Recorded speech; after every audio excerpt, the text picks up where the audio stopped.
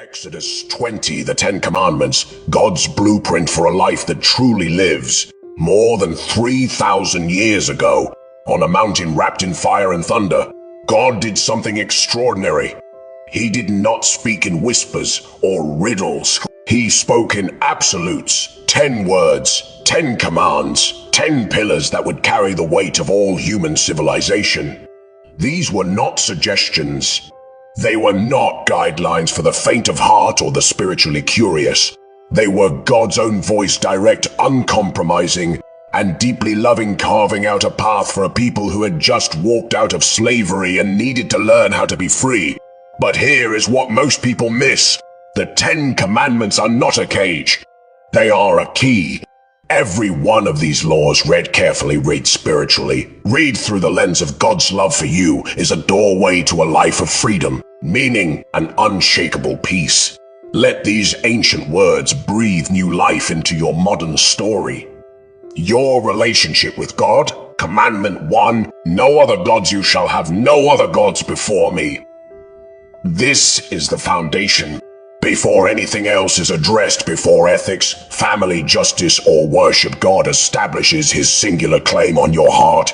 Why? Because he knows what idols do to the human soul. Every false god we chase, money, status, approval, pleasure, promises everything and delivers emptiness. Israel had just left Egypt, a land drowning in gods.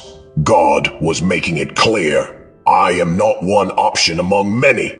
I am the only one who can truly fill you.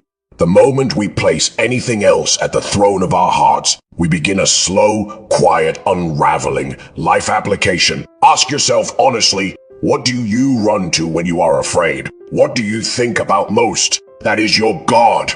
Let this commandment call you back. Commandment 2. No idols, you shall not make for yourself a carved image. This commandment cuts deeper than statues and carved wood. It is about the human tendency to reduce God, to fit him into a box we can manage, control, and predict. We do it today with theology that only affirms us, with spiritual practices that require nothing of us, with a God who never challenges or convicts. The real God is alive, holy, and beyond our imagination. He refuses to be manufactured. He says, do not miniaturize me. Do not create a version of me that makes you comfortable while leaving you unchanged. Life application. What version of God have you constructed? The real God is bigger, more loving, and more demanding than any image we could create. Commandment 3, do not misuse his name. You shall not take the name of the Lord your God in vain. This is far more than avoiding certain words in anger. To take God's name in vain means to make it empty, to claim his name with your lips while your life tells a different story. God's name carries his character, his authority, his reputation. When we claim to belong to him, we become ambassadors of everything he is. To misuse his name is to misrepresent him to a watching world. Life application. Your life is a billboard. What does it say about God? Let your everyday choices honor the name you carry. Commandment 4, remember the Sabbath, remember the Sabbath day to keep it holy. In a world addicted to productivity and drowning in busyness, this commandment is nothing short of revolutionary. God commands rest. He commands it not because he is tired, but because he knows you are.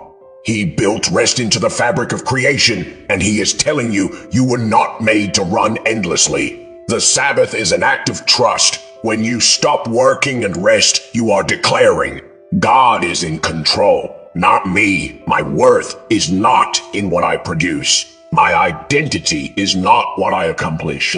This one day a week is meant to recenter your soul on what is eternal. Life application. When did you last truly rest? Not scroll, not plan, not worry, but rest. God is offering you permission, not just to stop, but to be restored. Commandment 5. Honor your father and your mother, that your days may be long upon the land. This is the first commandment with a promise attached. God ties the health of a society directly to how families treat their elders. When children honor parents, they learn the foundational spiritual posture of all life, submission to God-given authority, and gratitude for those who sacrifice for them. Honor does not require a perfect parent. It requires a transformed heart. You can honor a flawed parent without excusing harm by choosing respect over bitterness, by breaking cycles of pain, by becoming the generation that changes the story. Life application: whatever your relationship with your parents looks like, ask God, how can I honor the spirit of this commandment? It may begin with forgiveness. Watch the next video for commandments 6 to 10. God bless you.